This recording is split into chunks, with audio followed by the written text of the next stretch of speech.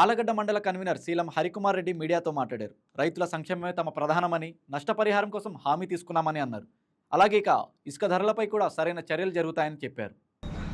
కూటమి ప్రభుత్వం 2024 ఎలక్షన్లలో ప్రజలు ఊహించని విధంగా వైసీపీ ప్రభుత్వానికి దెబ్బకొట్టడం జరిగింది.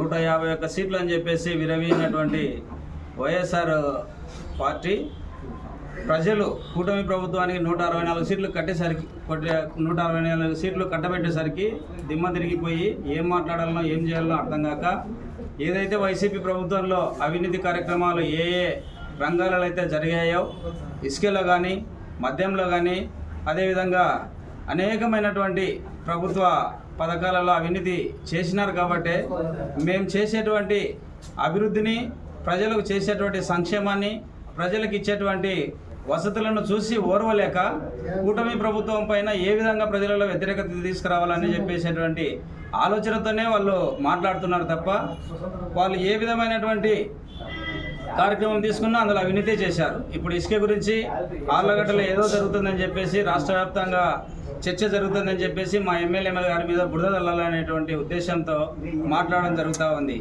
మీ వైసీపీ ప్రభుత్వం ఉన్నప్పుడు ఇసుక మీద ఎవరు సీఎంను మందలించారు పిలిచి? ఇసుకలో ఎక్కడ అవినీతి జరుగుతుందని చెప్పేసి ఏం ఎమ్మెల్యేను ఆయన సీఎం గారు మందలించారో మీకు తెలియదా?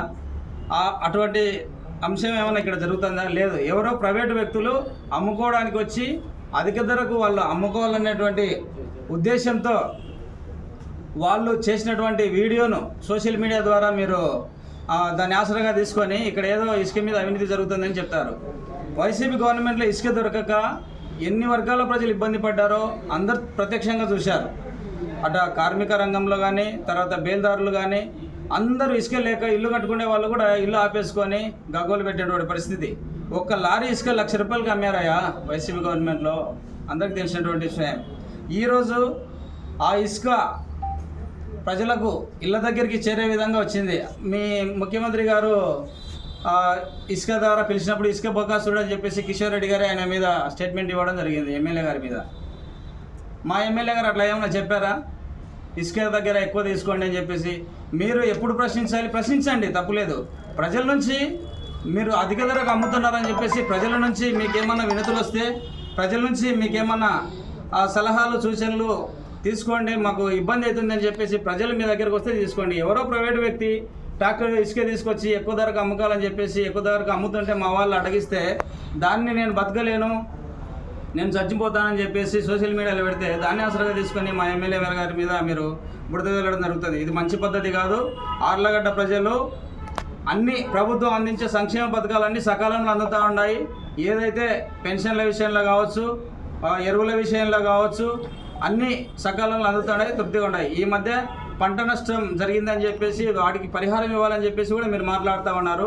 పంట నష్ట పరిహారాన్ని అంచనా వేయడం జరిగింది. పంట నష్ట పరిహారం ఏ పంటలు ఎంత నష్టమని చెప్పేసి అధికారుల ద్వారా ఫీడ్బ్యాక్ తీసుకొని ఎమ్మెల్యే గారు స్వయంగా ముఖ్యమంత్రి గారికి అందించి వీరికందరికీ తప్పకుండా సాయం చేయాలి, ఆదుకోవాలని చెప్పేసి మా ఎమ్మెల్యే గారు అఖిలప్రియ గారు ముఖ్యమంత్రి గారిని కలిస్తే ఫోటోలకు ఫోజులు ఇస్తున్నారని చెప్పేసి మీరు మాట్లాడుతూ ఉన్నారు. ఫోటోలకు ఫోజులు ఇచ్చేటువంటి ఆచారం కానీ ఆ యొక్క విధానం కానీ భూమా కుటుంబానికి ఎప్పుడు లేదు. మీరు ఎప్పుడైనా ఆలోచించుకోండి. భూమానాయరెడ్డి గారు కానీ భూమా శోభానాయరెడ్డి గారిని రైతులకు ఏ విధంగా నష్టపరిహారాలు అందించారో, సీడువరి విషయంలో కావచ్చు, సీడుపతి విషయంలో కావచ్చు, అప్పుడు నష్టపోయిన రైతులకు కంపెనీలకు తాళాలు వేసి కూడా రైతులకు నష్టపరిహారాన్ని అందించినటువంటి ఘనత భూమా కుటుంబానికి దక్కుతుంది తప్ప ఏదో ఫోటోలకు ఫోజులు ఇచ్చి రైతుల ద్వారా మేము ఏదో ప్రేమను పొందాలనేటువంటి ఉద్దేశం మాకైతే లేదు. మీరు ఆ విధంగా ప్రజలను మభ్యపెట్టారు, రైతులను మోసం చేశారు. కాబట్టి తిరిగి మాకు 2024 ఎలక్షన్లలో అఖిలప్రియ గారిని ఎమ్మెల్యేగా గెలిపించడం జరిగింది. ఆర్లగడ్డ ప్రజలు ఎప్పుడు భూమా కుటుంబం వైపే ఉంటారు. మీరు ప్రజలలో వీళ్ళ మీద అభిమానం తగ్గించాలనే మీ యొక్క ఆలోచనలు ఉంటే అది మీకు భంగపాటే అవుతుంది తప్ప వేరేది కాదు.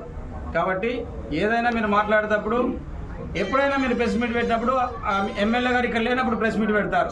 ఎమ్మెల్యే గారు ఇక్కడ అంటే మీకు వెనకమ్మడే కౌంటర్ ఇస్తే మీరు ఫెయిల్ అయిపోతారని చెప్పేసి ఆమె లేనప్పుడు ఒక వారం 10 రోజులు ఎక్కడన్నా ప్రోగ్రామ్ పెట్టుకొని పోయినప్పుడు ప్రెస్ మీట్లు పెట్టి ప్రజలలో ఏదో గందరగోళాలను సృష్టించాలని ప్రయత్నం చేస్తున్నారు. మీ ప్రెస్ మీట్లను ఎవరు ఇక్కడ ప్రజలు కూడా స్వాగతించడం లేదు. ఇది గమనించి ప్రజలకు ఏదైనా మేలు జరిగే విషయాలు ఉంటే ప్రెస్ మీట్ పెట్టండి. కేవలం బురద జల్లే కార్యక్రమాలకి మీరు ప్రెస్ మీట్ పెడతారు తప్ప ఈ విధంగా ప్రెస్ మీట్ పెట్టడం వల్ల ప్రజలలో మీ మీద వ్యతిరేకత పెరుగుతుంది, కానీ ఎమ్మెల్యే గారి మీద ఏం కాదు. ప్రజలు, అభిమానులు అందరూ ఎమ్మెల్యే గారికి అండగా ఉన్నారు. కాబట్టి ఏమున్నా కానీ వచ్చిన తర్వాత కొద్ది రోజుల్లో రైతులు కూడా ఆలోచించండి, ఏ ప్రభుత్వం మీకు మేలు చేస్తుంది. ప్రజలు ఆలోచిస్తున్నారు. కూటమి ప్రభుత్వం వచ్చిన తర్వాత అన్ని విధాలుగా మాకు మేలు జరిగినటువంటి సంతోషంగా వాళ్ళు ఉన్నారు. రైతులకు కూడా త్వరలోనే ఇన్పుట్ సబ్సిడీలు అందుతాయి. ఆ ప్రభుత్వం దాని మీద కసరత్తు చేస్తుంది. కాబట్టి ప్రజలు, రైతులు అందరూ ఆలోచించవలసిందిగా మీకు అందరికీ విజ్ఞప్తి చేస్తా ఉన్నాం. నకిలీ మద్యం కేసులో అరెస్ట్ అయినటువంటి జోగి రమేష్ గారు మాట్లాడుతూ నకిలీ మద్యం గురించి కూటమి ప్రభుత్వం మీద నిందలు వేస్తున్నారు. ఆయన అసలు నకిలీ మద్యం గురించి మీరు మాట్లాడితే రాష్ట్ర ప్రభుత్వం కావచ్చు, లేకుంటే ఇక్కడ సెంట్రల్ ఎక్కడైనా సరే మీరు మాట్లాడితే అశాశ్వతంగా ఉందని మేము అనుకుంటున్నాం. నకిలీ మద్యం అనేది తయారు చేసింది వైఎస్ఆర్ గవర్నమెంట్. వైఎస్ఆర్ గవర్నమెంట్లో ఏ విధంగా మీరు నకిలీ మద్యం తయారు చేసి షాపులకు ఇచ్చి అమ్మినారో తెలుసు. ఆ బ్రాండ్ పేర్లు కూడా ఇప్పుడు నాకు తెలిసి లేవు. ఆ బ్రాండ్లు మీరు అమ్ముకొని మీ జోబులు నింపుకున్నారు తప్ప ప్రజలకు ఎటువంటి ఇది జరగలేదు. ప్రజలకు నకిలీ మద్యం పోసి మీరు ఎంతోమంది ప్రాణాలు పోవడానికి కారణమైనారు. దీని గురించి మీరు మాట్లాడడం అశాశ్వతంగా ఉందని మేము అనుకుంటున్నాం జోగి రమేష్ గారు.